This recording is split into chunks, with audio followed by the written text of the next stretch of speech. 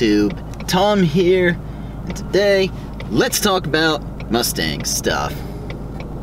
For those who are new to this channel, this is my 2018 Mustang GT Performance Pack.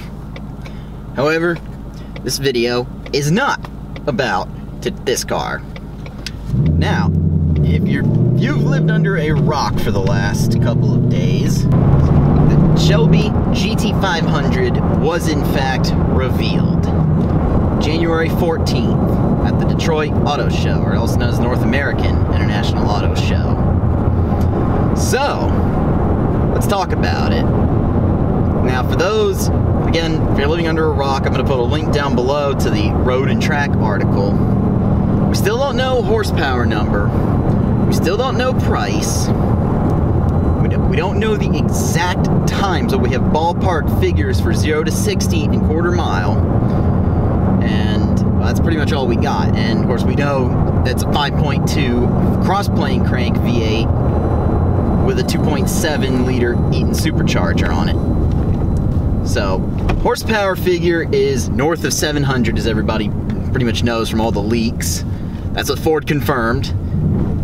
And then 0 to 60, low 3 seconds. I think low to mid 3s is what they promised. And then quarter mile time of sub 11 seconds. Now, of course, the big news. The car will, in fact, not be getting a manual. And of course, for some people, that's pretty big news right there.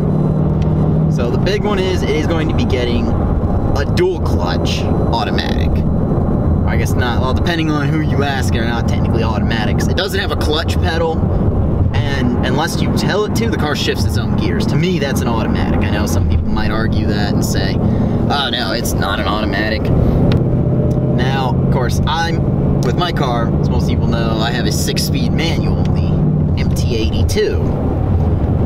Well, I prefer a manual, definitely, and that was my big disappointment with the Shelby. Probably like everyone else, it doesn't come with the manual. But, as Ford said, there's reasons specifically on why they chose a dual clutch. One of those reasons being a manual just cannot keep up in the quarter mile. Of course, remember, we live in the United States. If you're American, you probably are aware of that. We pioneered drag racing, and it's a metric that a lot of people use to compare cars, is a quarter mile time. So, therefore, when it comes to selling a brand new American muscle car, or sports car, whatever you really want to call it, guess what metric's going to be used? The quarter mile. So, therefore, a dual clutch can get a lot better in the quarter mile. And of course, it's actually a lot more stable when it comes to track driving too, because it can do lightning quick shifts, which big one on track is that the shift times are an important metric to consider. So that's why they chose the dual clutch over a manual, and of course why the dual clutch over a beefed up version of the 10R80, like what the Camaro ZL1 used. According to Ford, it simply couldn't handle the torque. Now, my theory is that it could the 10R80 can handle it because they have it in the ZR1, or not ZR1, ZL1 I should say, Camaro ZL1. It's the 10L90 in that car, so it's a slightly beefier version. Now, of course, again, we don't know the exact torque figure on the Shelby since it simply hasn't been released yet, but that basically lets me know it's going to be a lot of torque. If the 10L90, which, by the way, 90 in 10L90 means 900 pound-feet of torque, that just simply means that the new Shelby's going to have a lot of torque if that transmission wouldn't be able to handle it. And also, that dual clutch is going to be faster anyway, to the point where it'll completely swamp the ZL1. But then let's, of course, talk about the second big issue a lot of people are having. And that's actually not with the transmission itself, it's with the shifter. Now, this is a little bit of a personal opinion. I don't get why people get so mad about automatic shifters as long as it's easy to put it into drive, or park, reverse, neutral, etc. As long as it's not some overcomplicated method to actually put it into gear, I don't see what's wrong with it, because when you have an automatic, you never actually change gears when you're driving. You simply put it in drive and go, unless you have a Tiptronic, and then even then you only mess with that when you first get the car. So the GT500 instead of a standard shifter, is going to have a rotary dial. As in park, reverse, neutral, and drive, it's a knob you turn, which some people despise of this already. Hear me out, it's not that bad of an idea when you really think about it. Obviously, it might not look right to some people, and of course, when you first get into it, it's not going to feel right.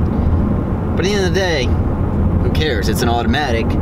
You're literally only ever going to put it in drive, and in the case of the GT500, you're going to press the center button for M for manual. Now that's it. You're not actually going to be worried about what gear you're in, because you're going to be messing with paddles. But that's already proven to be a little bit of a pain. I myself included, I wouldn't care for the rotary dial, but I know if I bought the car, I'd get used to it quickly. It looks identical to what's on a Ram 1500, which is, I don't think is a terrible thing. Anyone who daily drives a Ram is going to get into that Shelby and be like, oh wow, this is amazing to have that. So, not totally a bad thing. I know people don't like it, but again, unpopular opinion, when you have an automatic, who cares about the shifter? You're just simply going to put it in drive and go.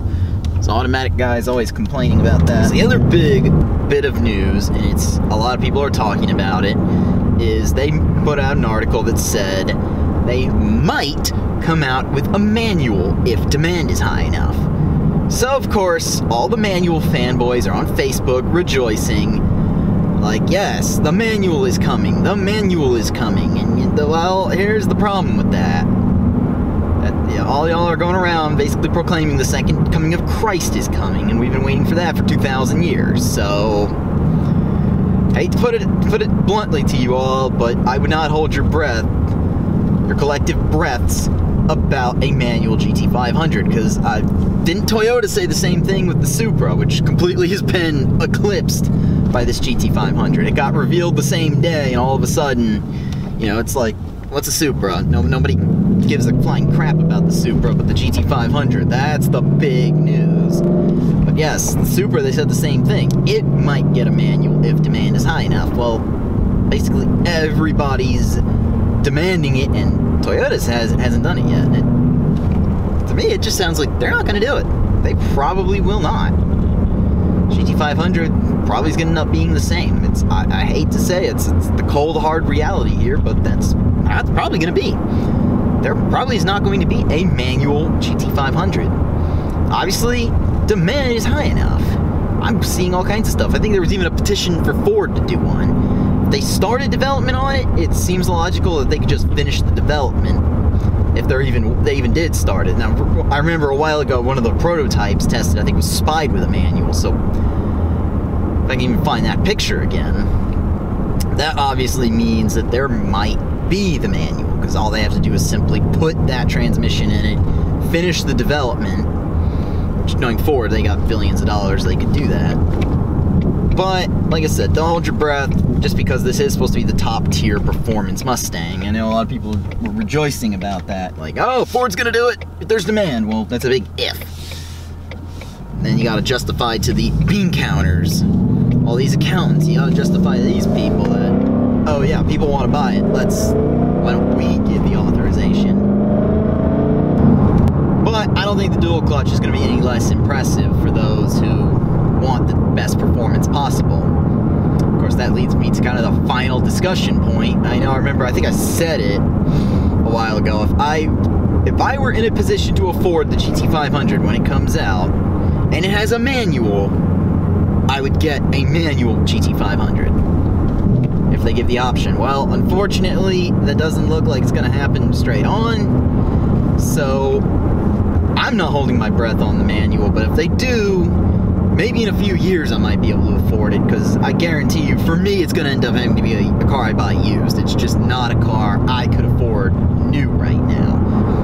And to be quite honest, I don't think I would want to trade my current car, my 5.0, in on it, because to be quite fair, I could just build my 5.0 to that same power level. Now, because my car's a manual, it probably wouldn't have the same performance in terms of acceleration or quarter-mile times, but my car would get pretty damn close. And to be honest, I'm not worried about all of those numbers being the absolute best, because in the reality of my car is I've decided from day one this is going to be a street car. And in the street car world, it's all about how fast you get from one red light to the next. So, just my 2 cents on it.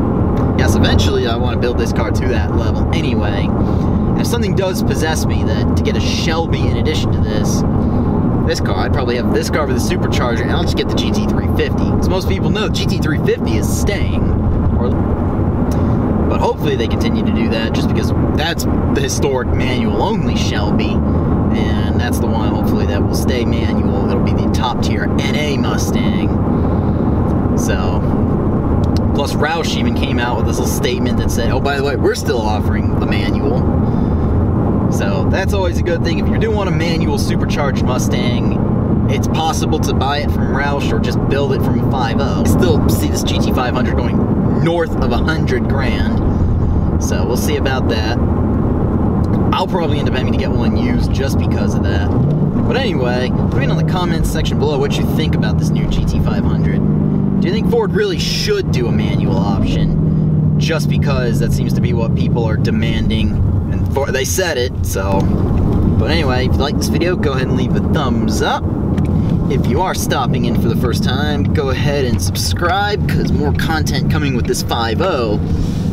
Manual 5.0. Anyway, take care, have a good day.